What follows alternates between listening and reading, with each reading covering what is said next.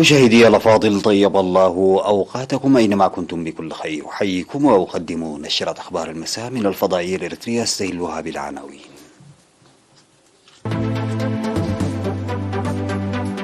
اللواء رمضان عثمان أولياء يعقد سيمينارا للمعلمين والطلاب في ساوة. ورشة عمل لأعضاء مكتب المراجعة العام. اختتام المعرض التشكيلي في الإكسبو.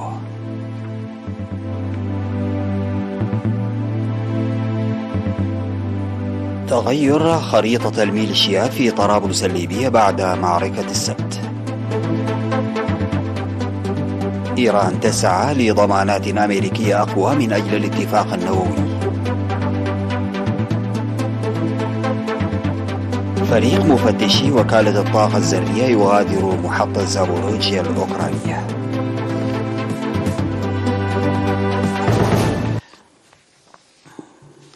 السلام عليكم ورحمة الله. عقد قائد مركز تدريب قوات الدفاع الإريترية اللواء رمضان عثمان أولياء في 31 من أغسطس عقد سيمينارا للمعلمين والطلاب بمدرسة ورساي كالو بمناسبة الذكرى 61 لانطلاق الكفاح المسلح للشعب الإريتري. وذكر رزانة المسؤولية الملقاة على عاتق المعلمين مناشدا إياهم للعمل المتفاني وتعزيز مساهماتهم لإنجاح الأعمال التنموية الجارية على مستوى البلاد. وأوضح في السيمينار الذي عقده للطلاب بأن الشعب الإريتري اتخذ قرارا صائبا في الفاتح من سبتمبر بإطلاق الشرارة الأولى من أجل نيل الحرية بعد أن فشلت جميع المحاولات السلمية، وبعد نضال مرير دفع فيه الغوالي والنفيس نال استقلاله. وأشار إلى المؤامرات والعدائيات المصحوبة بالغزو الفاشل لعرقلة تقدم الشعب الإريتري والبلاد وإعادة الإعمار، موضحا بأن الشعب الإريتري أفشل جميع العدائيات محافظا على سيادته، وناشد الأجيال لتعزيز الوعي والمعرفة وتحمل أمانة الشهداء. في الختام حث طلاب مدرسة ورساي كالو لاتباع جميع المعلومات والإرشادات التي تقدم لهم ومعرفة تاريخ وطنهم، وأن يكونوا على قدر المسؤولية لمجابهة التحديات، وأن يكونوا نموذجيين في تعليمهم. وطالب الطلاب والمعلمون من جانبهم باستمرارية مثل هذه السيمينارات لما تلعبه من دور كبير في رفع الوعي والمعرفة، مؤكدين جاهزيتهم لتحقيق إنجازات فعالة.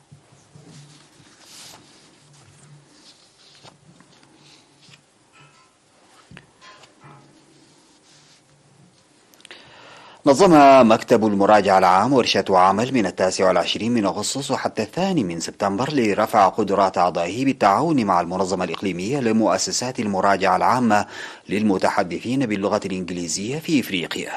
ركزت الورشة على القيادة والإدارة بالنظر للمعايير العالمية والإقليمية وأساليب المراجعة العامة قانونيا وإداريا والعلاقة مع الشركاء. وقال المراجع العام في إريتريا سيد جريس جيهير قبل مدهن لوكالة الأنباء الإريترية إن ورشة العمل جزء من الجهود المستمرة لرفع قدرات الأعضاء، مشيدا بالمنظمة الإقليمية لمؤسسات المراجعة العامة العليا للمتحدثين باللغة الإنجليزية لتنظيمها ورشة العمل. وأكد المشاركون على أهمية القضايا التي تناولتها ورشة العمل لفعالية أعمالهم، موضحين العمل بقوة للوصول إلى مستوى التطور العالمي. وذكر الزامبي سيد جوردون أمون ممثل المنظمة الإقليمية لمؤسسات المراجعة العامة العليا للمتحدثين باللغة الإنجليزية أهمية الورشة، وشرح سلطة ومهام مكتب المراجعة العام وأساليب العمل. ودعا المراجع العام في إريتريا سيد جريس جيهير قبل مدهن في ختام الورشة دعا الأعضاء للاستفادة الجيدة من الورشة وتطبيق المعرفة المكتسبة على أرض الواقع.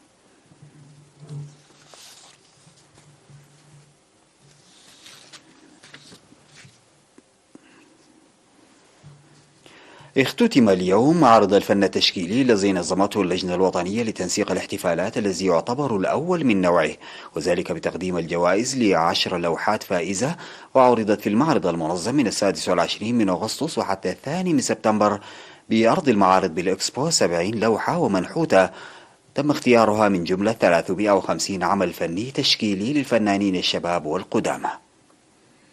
وقال الفنان في السهية زميكائيل من اللجنة المنظمة للمعرض في ختام هذا المعرض أن مشاهدة عدد كبير من الزوار للمعرض الذي حوى 60 لوحة و10 منحوتات وهدف لتشجيع قدرات الابتكار لدى الفنانين وتمهيد الأرضية للانتقال إلى الفن الحديث.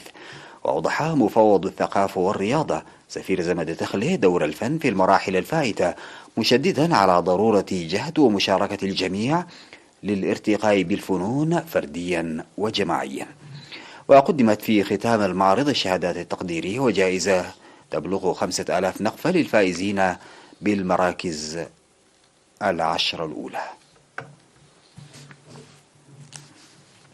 تبرع أعضاء مؤسسة المواشي والغلال في ألبو ب121 كيسا من الدم في 29 من أغسطس. أوضح مسؤول إدارة الخدمات الفنية في المؤسسة الرقيب محمد عبد الله إن التبرع بالدم هدف لتنمية محتوى بنك الدم في إقليم القاش بركة. من جانبه أوضح مسؤول جمعية المتبرعين الطوعيين بالدم في الإقليم السيد قبر مسقل إمبايه إن عمال مختلف المؤسسات وأعضاء الجيش والطلاب والشباب يقومون بالتبرع الطوعي بالدم إلى جانب أعضاء الجمعية. وذكرت مسؤولة بنك الدم في مستشفى إقليم القاشبركة المرجعي الممرضة جورجينا قبرزقابيهير المعاناة السابقة للحصول على الدم لتدني الوعي، وخففت المشكلة بإقامة جمعية المتبرعين الطوعيين بالدم وأنشطة التوعية المكثفة.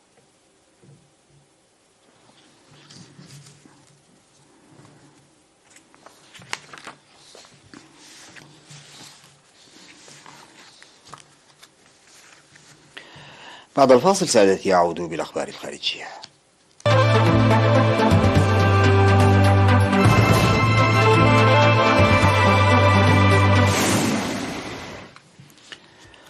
أسفرت المعارك الدموية بين الميليشيات المتناحرة على النفوذ في العاصمة الليبية طرابلس السبت الماضي عن مفاجآت فيما يخص الرابحين والخاسرين وإعادة التمركز والسيطرة على المواقع الاستراتيجية، خاصة مع ظهور ائتلاف ميليشياوي جديد.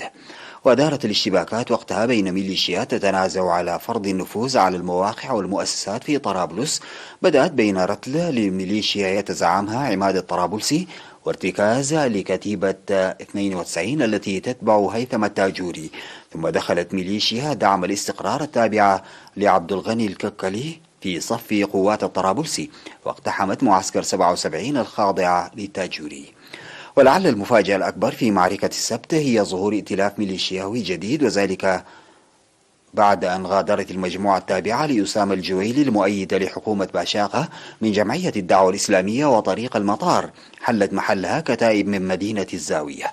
هذه الكتائب تضم آلاف المسلحين الذين هربوا قبل سنوات من شرقي ليبيا إلى غربها بعد نجاح الجيش الوطني الليبي في معاركه ضد التنظيمات الإرهابية هناك عام 2014. ينظر لهذا الائتلاف على أنه شديد التطرف أيديولوجيا، ويتخوف المحللون من عودة المجموعات المسلحة التي انسحبت من طرابلس وتتمركز على مسافة لا تزيد عن 25 كيلومترا منها وتتجدد الاشتباكات.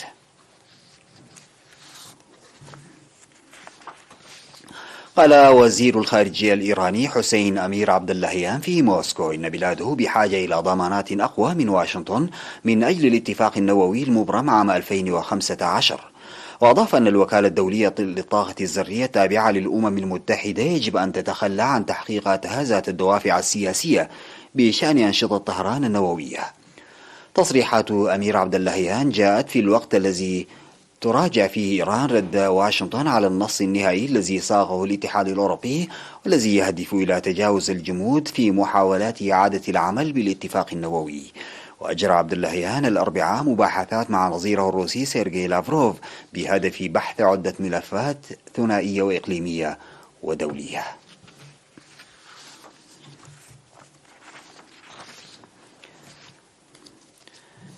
غادر مفتشي الوكالة الدولية للطاقة الذرية محطة زابوروجيا النووية التي تسيطر عليها روسيا في جنوب شرق أوكرانيا بعد زيارة استمرت لساعات، حيث أكد المدير العام للوكالة رافائيل جروسي أن الفريق أجرى تقييما أوليا للموقف داخل المحطة.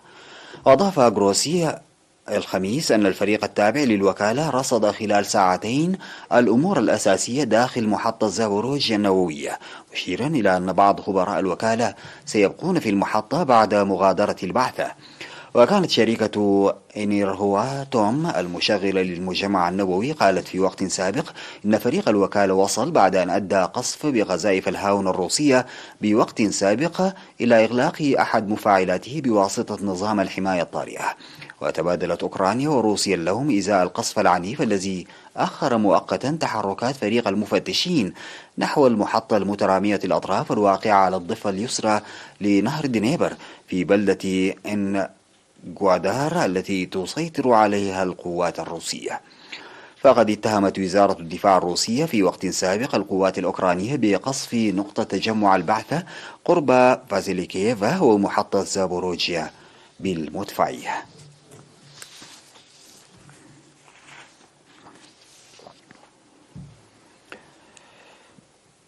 شن الرئيس الأمريكي جو بايدن هجوما شرسا على سلفه دونالد ترامب وأنصاره، واصفا إياهم بأنهم تهديد للديمقراطية ولأسس جمهوريتنا على حد تعبيره.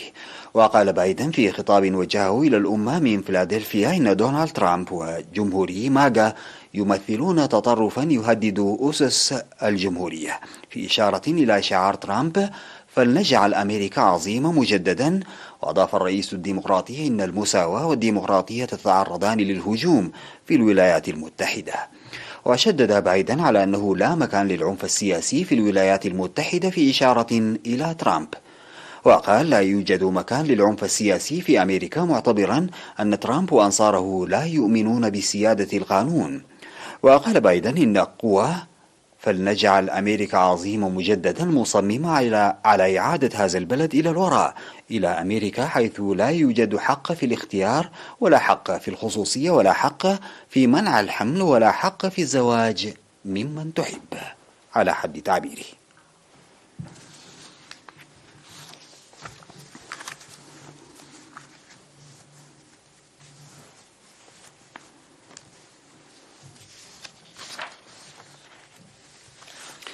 ختاما سيداتي وسادتي لنشرة أخبار هذا المساء، فيما يلي تذكير بالعناوين. اللواء رمضان عثمان أولياء يعقد سمينارا للمعلمين والطلاب في ساوة. ورشة عمل لأعضاء مكتب المراجعة العام.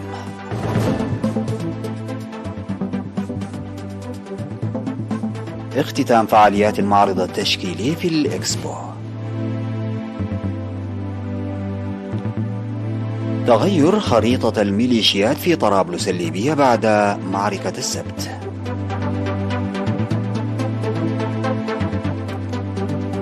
إيران تسعى لضمانات أمريكية أقوى من أجل الاتفاق النووي. وفريق مفتشي وكالة الطاقة الذرية يغادر محطة زابوروجيا الأوكرانية. انتهت نشرة أخبار المساء، قدمتها لحضراتكم من الفضائية الإريترية. شكرا لمتابعتكم. السلام عليكم ورحمة الله تعالى وبركاته.